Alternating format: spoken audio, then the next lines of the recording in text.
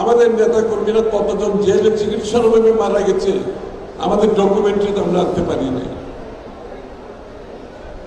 এবং জেলের মধ্যে ডিবির অফিসে আমাদের নেতা কর্মীরা আমার সামনে ওদেরকে তুলে নিয়ে যাচ্ছে, যখন আসতেছে ফেরত হাঁটতে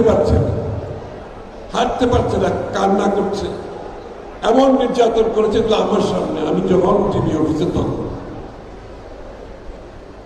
এগুলো আমরা তো আনি নাই, ডকুমেন্টারি আনতে পারি নাই, কারণ এগুলো সবকিছু যোগ করে যদি ডকুমেন্টারি করি তাহলে এটা নিয়ে আর প্রশ্নবিদ্ধ হওয়ার কোনো সুযোগ থাকবে না।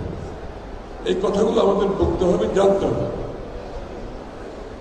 এখন আজকের প্রেক্ষাপটে যে আগামী দিনের বাংলাদেশ বিএনপির 31 দফা, আমাদের অ্যালাইড পার্টি যারা আছে তাদেরকে সকলকে নিয়ে 27 দফা থেকে 31 দফা, তার আগে মিশন 2030 দেশনেত্রী বেগম খালেদা জিয়া, এখন সবকিছু মিলিয়ে আমাদের দেশ গড়ার সময়, নেশন বিল্ডিং এর সময়। এবং নেশন বিল্ডিং করতে গেলে একটি দল হিসাবে আমরা কি করবো সেই কথাগুলো আমরা সামনে নিয়ে এসেছি। এতদিন শেখ হাসিনার পতনের ছিল আমাদের একমাত্র লক্ষ্য, মূল লক্ষ্য। এখন কিন্তু আমরা তারেক রহমান সাহেব যেটা করছে আপনারা খেয়াল করবেন, উনি রাজনীতিতে সহনশীলতার কথা বলছেন, বাংলাদেশের রাজনৈতিক সংস্কৃতি বদলে দেওয়ার জন্য সহনশীলতার কথা বলছেন। উনি ভিন্ন মত পোষণ করেও অপরের মতকে সম্মান জানানোর কথা বলছেন, কারণ রাজনৈতিক সংস্কৃতি যদি পরিবর্তন না হয়, 100 সংস্কার করেও এই দেশের কোনো ভবিষ্যৎ নেই। রাজনৈতিক সংস্কার, রাজনৈতিক সংস্কৃতি পরিবর্তন করতে হবে। এই জন্য দেশ গড়তে হলেও রাজনীতিতে পরিবর্তন আনতে হবে। আমাদের নেতা কর্মীদেরকেও আমি বলছি একই কথা, সহনশীল থাকবেন, অপরের সাথে দ্বিমত পোষণ করো, তার মতের প্রতি সম্মান জানান, অসুবিধা নেই। কারণ এখন আমাদেরকে দেশ গড়তে হবে, এখন যুদ্ধক্ষেত্রে নাই আমরা।